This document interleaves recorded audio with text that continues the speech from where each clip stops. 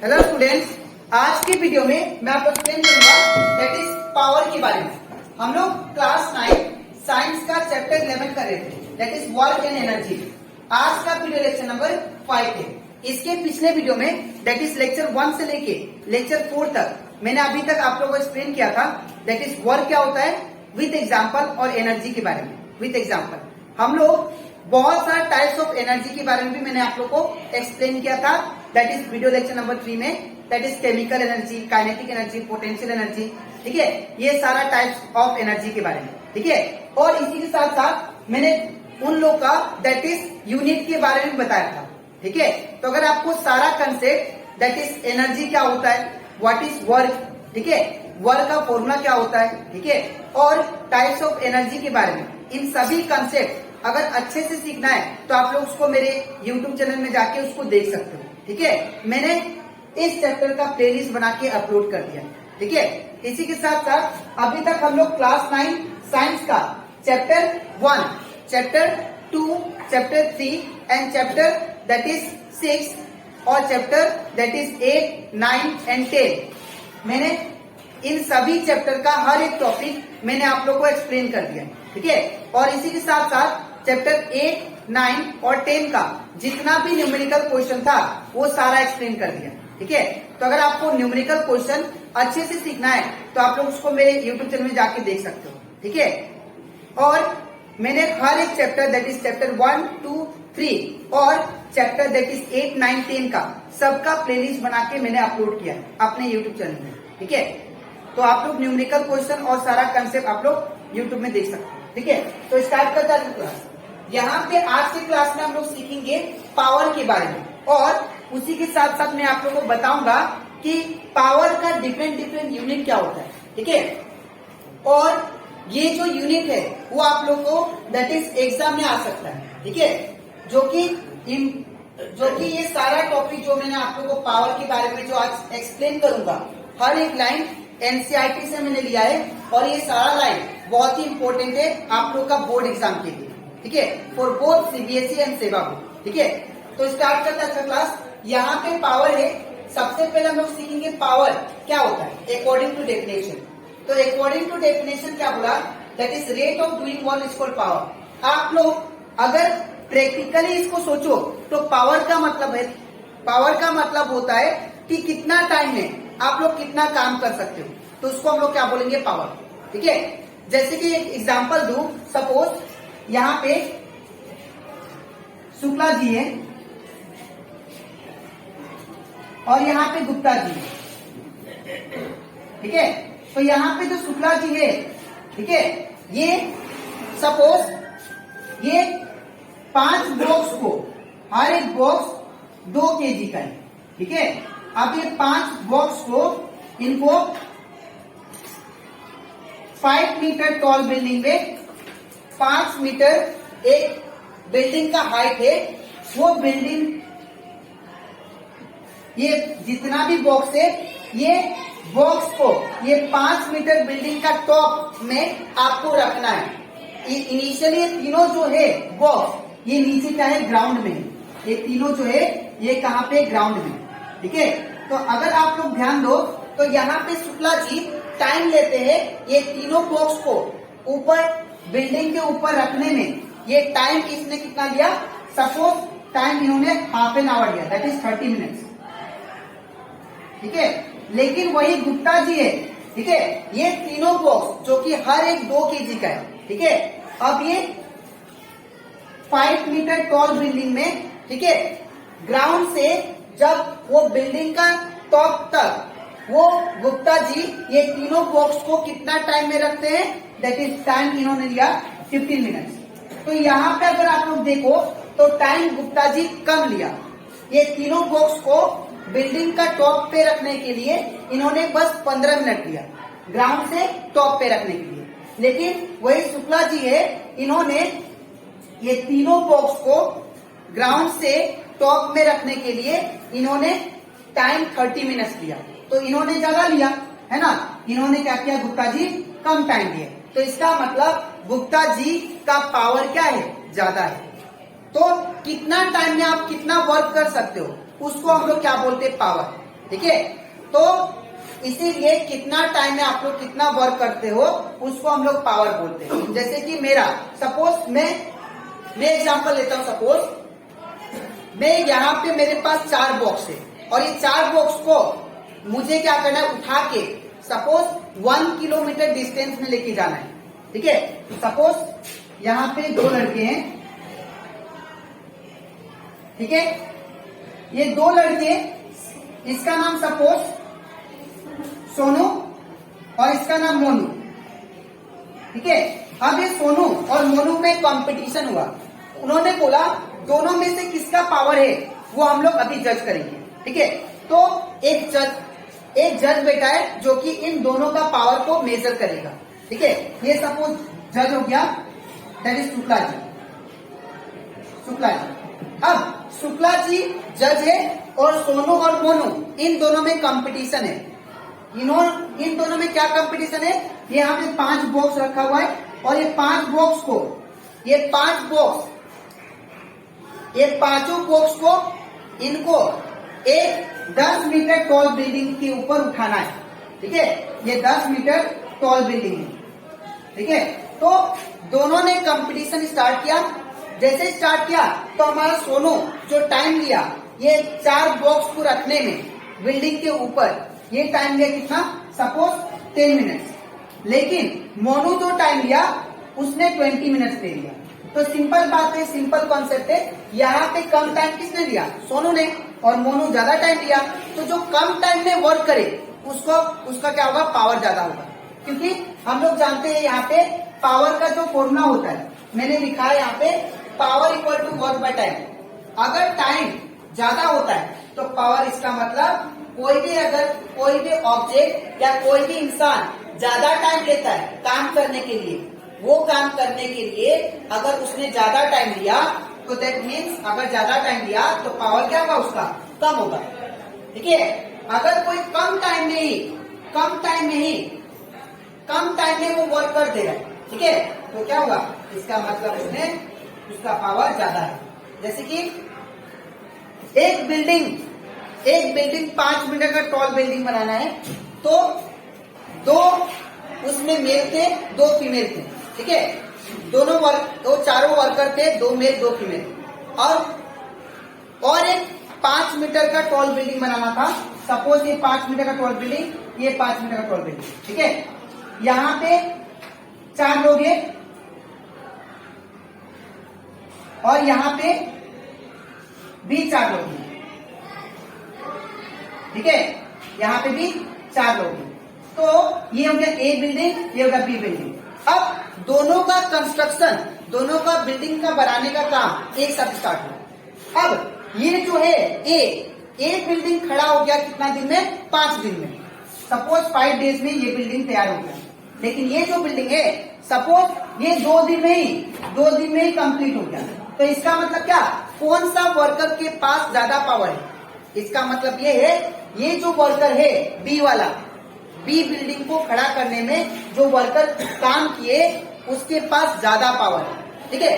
Because इन्होंने कम time में ही ज्यादा काम किया, तो दैट मीन्स इनके पास पावर ज्यादा है, ठीक है। तो आई होप आपको ये पावर का कंसेप्ट अच्छे से क्लियर हो जाएगा, ठीक है। अब यहाँ पे हम लोग, ये तो आप लोग को डेफिनेशन लिखना है। रेट ऑफ डूइंग क्यों बोला, रेट का मतलब होता है टाइम।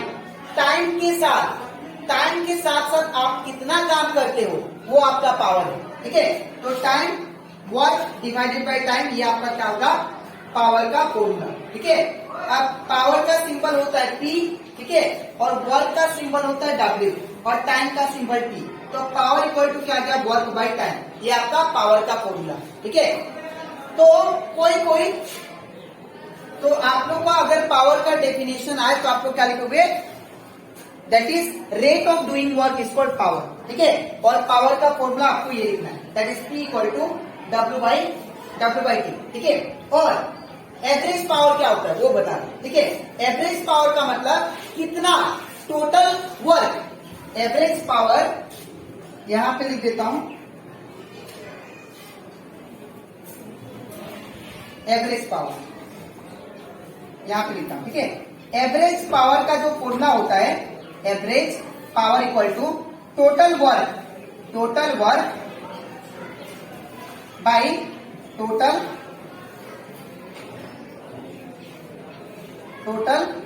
टाइम। जितना आप वर्क किए उसका सम डिवाइडेड बाय कितना टाइम लगा उसका सम, तो वो क्या हो जाएगा, एवरेज पावर। ठीक है, तो it is defined as the total work done divide by total time taken. ठीक है, तो यहाँ पे ऐसा यूनिट क्या होता है पावर का, ऐसा unit of power is what. ये आपको याद रखना, बिकॉज ये एग्जाम में आपका आता है। ठीक है, आपसे पूछेगा कि बताइए वर्क का ऐसा यूनिट क्या है, तो वर्क का जो ऐसा यूनिट होता है, वर्क का जो ऐसा यूनिट होता है, ठीक है, वो होता है दैट इज वाट। ठीक है, it is named after famous scientist James Watt. अब ये नाम, ये जो मेजरमेंट है, ये जो यूनिट है, वाट क्यों पड़ा, वाट इसलिए पड़ा बिकॉज एक साइंटिस्ट को ऑनर करने के लिए, जिसका नाम था जेम्स वाट। ठीक है, ये साइंटिस्ट का नाम से ये वाट पड़ा। ठीक है, तो पावर का ऐसा यूनिट, पावर को कैसे नापेंगे हम लोग, वाट के हिसाब से। कि जैसे आप लोग दुकान में जाते हो, आप लोग बल्ब लेने, तो आप लोग क्या बोलते हो, मुझे 10 वाट का बल्ब दीजिए, मुझे 20 वाट का बल्ब दीजिए, मुझे 100 वाट का बल्ब दीजिए। तो ये जो वाट है, वाट किसको मेजर कर रहा है, वो मेजर कर रहा है पावर को। इतना पावर का बल्ब दीजिए आपको। ठीक है, उसको हिंदी में तो पावर बोलते हैं। ठीक है, लेकिन आप लोग जब बोलते हो 10 वाट का बल्ब दीजिए, तो जो दुकानदार होता है वो समझ आता है ये 10 वाट पावर वाला बल्ब मांग रहे। ठीक है, तो वाट किसको मेजर करता है, पावर को। ठीक है, नेक्स्ट है 1 watt equal to 1 joule second. 1 वाट क्या होता है, 1 जूल सेकेंड के बराबर होता है। ठीक है, अब 1 वाट 1 जूल सेकेंड के बराबर कैसे होता है, मैं आप लोग ये वीडियो पोस्ट करके आप लोग ये सारा एग्जाम्पल नोट कर सकते हो। ठीक है, मैं आप इसको रफ कर रहा हूं। ठीक है,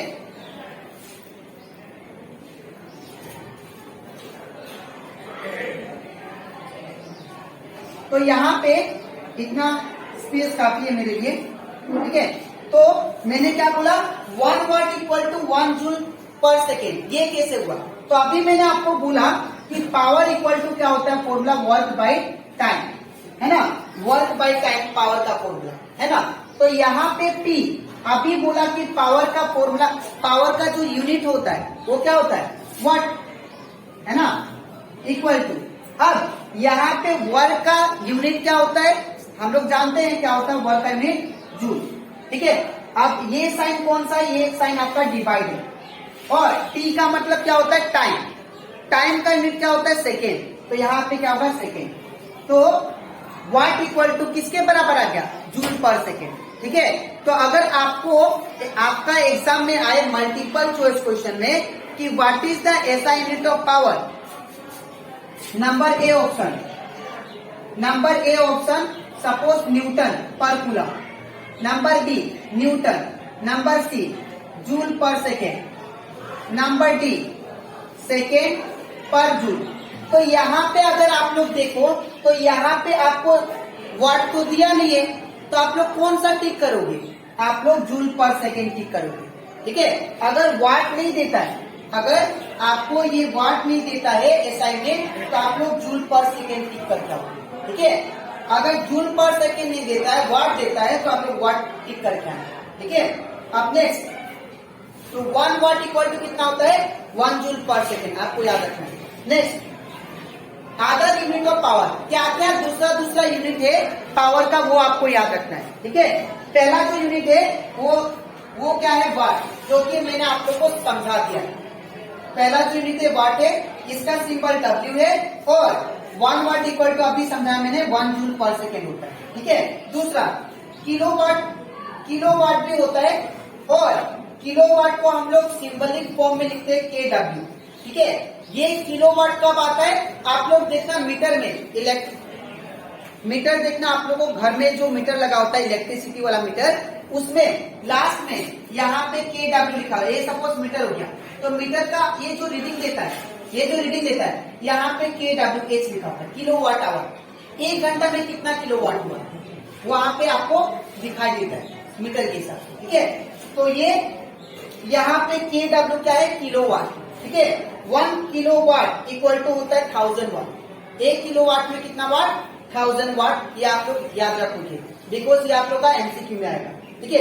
1 किलोवाट में 1000 वाट होता है। दूसरा नेक्स्ट है मेगावाट। मेगावाट को रिप्रेजेंट करते हैं हम लोग कैपिटल MW से, और 1 मेगावाट इक्वल टू होता है that is 10 lakh, 10 lakh watt. 1 megawatt equal to 10 lakh watt. ये होता है आपका किसका, दैट इज 1 मेगावाट का वैल्यू। फिर आता है हॉर्स पावर। ये आप लोग का बहुत ही इंपॉर्टेंट क्वेश्चन बन सकता है। हॉर्स पावर मतलब यहाँ पे पूछता 1 horsepower equal to how many watt. तो याद रखिएगा हॉर्स पावर भी एक टाइप का यूनिट है पावर का, ठीक है। इसको HP से रिप्रेजेंट किया जाता है, HP से, ठीक है। 1 हॉर्स पावर इक्वल टू होता है 746 वाट। और इसको किलोवाट में अगर लिखे तो क्या होगा, 0.75 किलोवाट, ठीक है। तो ये कुछ कंसेप्ट था जो आपको हमेशा याद रखना है। अब और एक क्वेश्चन आएगा जो कि मैं यहाँ पे लिखता हूं, ठीक है। नोट क्या आएगा क्वेश्चन कि डिफाइन 1 वाट। डिफाइन ये 1 वाट, ये भी क्वेश्चन बहुत इंपॉर्टेंट है। डिफाइन 1 वाट। 1 वाट को डिफाइन कीजिए आप लोग। अब 1 वाट को कैसे डिफाइन करेंगे, इसका भी डिफाइन करने का तरीका है, ठीक है। और वो क्या तरीका है देखिए आप यहाँ पे। अभी मैंने आपको बताया, इसको आप लोग वीडियो पॉज करके सारा चीज लिख दीजिएगा, मैं इसको मिटाता हूँ। अब यहाँ पे देखिए, यहाँ पे हम लोग जानते हैं पावर इक्वल टू क्या होता है, वर्क बाय टाइम, ठीक है ना। पावर इक्वल टू होता है वर्क बाय टाइम। और इसका अगर मैं यूनिट लिखूं सबका तो क्या होगा, पावर का यूनिट होता है वाट, ठीक है। और वर्क का यूनिट होता है जूल, और टाइम का यूनिट होता है सेकेंड, ठीक है। सब में 1 दे दो आप लोग, 1 अब 1 वाट किसके बराबर है, 1 watt is equal to 1 joule by 1 second. A power is said to be 1 watt. यहाँ पे होगा a power is said to be 1 watt. एक पावर को हम लोग 1 वाट तभी बोलेंगे, a power is said to be 1 watt if 1 joule of work is done in 1 second, ठीक है। अगर 1 जूल वर्क 1 सेकेंड में हो जाता है तो उसको हम लोग क्या बोलेंगे, 1। A power is said to be 1 watt if 1 joule of work is done in 1 second. तो इसी से आप लोग डिफाइन कर सकते हो, ये रट्टा मारने की जरूरत नहीं है, ठीक है। A power is said to be 1 watt if 1 joule of work is done in 1 second, ठीक है। तो एक सेकेंड में आप लोग कितना वर्क करते हो, वो हो गया आपका 1, ठीक है। तो आई होप आपको ये सारा कंसेप्ट अच्छे से क्लियर हो गया, ठीक है। नेक्स्ट, अब आपको लिखना कैसे मैं बता देता हूं।